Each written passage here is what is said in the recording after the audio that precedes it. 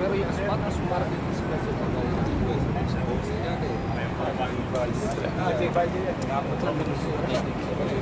kasi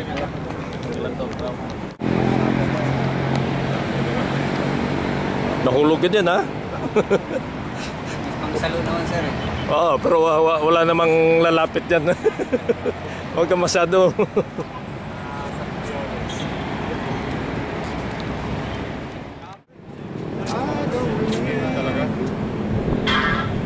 One, two. Certified na ba to? Ha? Certified na ng ANSO? Check na lang. So, testing pa lang. Testing. Testing pa lang.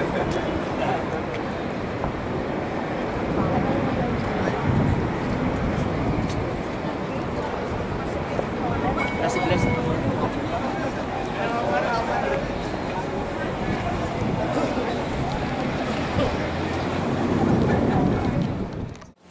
CFO.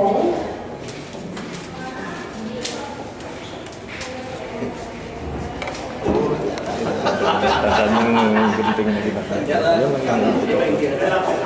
ang kwanda. Ayaw ka naman.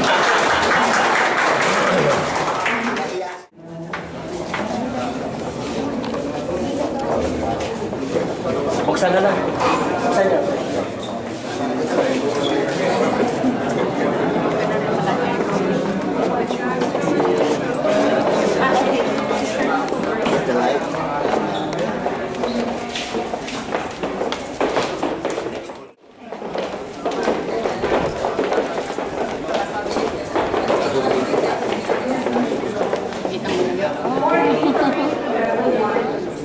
This is the top board.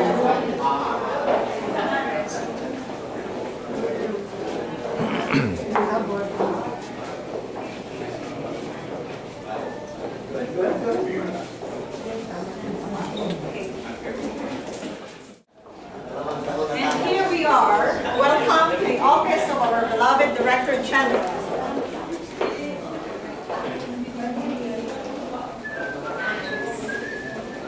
Very nice.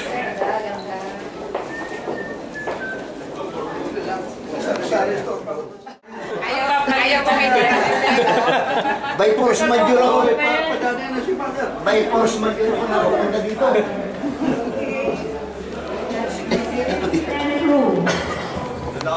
A bigger one. Get the other one there.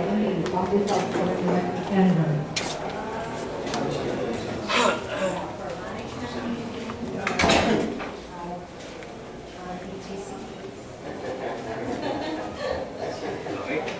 Lagyan natin ng kortina yung sa gitna. Hindi lang kortina, kuha na dapat.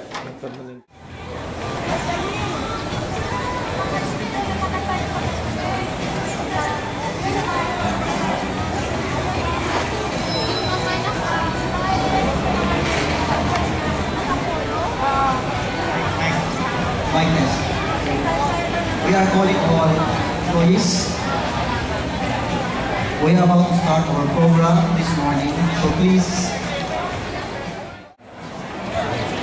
kindly form.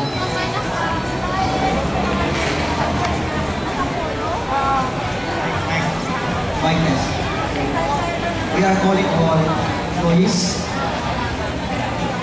We are about to start our program this morning, so please kindly form here. Fellow workers in CAP, our guests this morning, pleasant morning to all. ASEAN Civil Aviation Academy, Philippine Campus. The job of that academy will be to train so that we can sustain, train the experts, traffic controllers and navigation guys, the inspectors, including ADMS na. Ano, Fred? Including ADMS, kasama na doon sa training niya.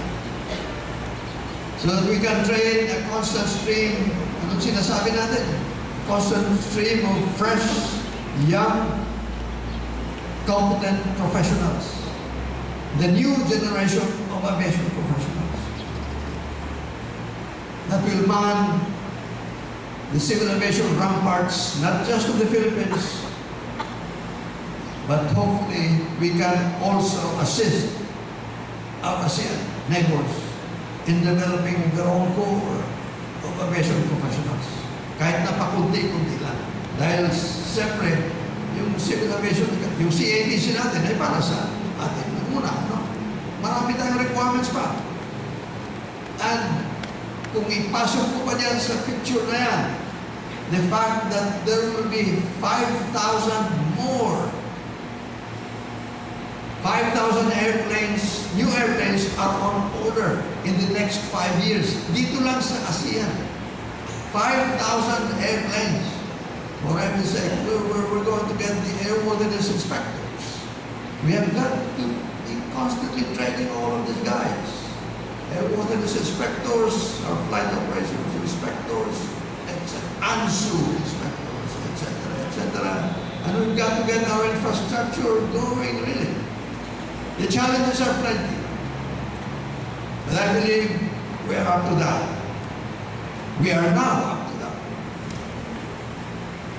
With the help of our stakeholders, the help of our friends, help, most of all, with the guidance of our President. So yun ang message ko this morning. Our Oplan Renaissance is both physical, moral, spiritual, cultural renaissance.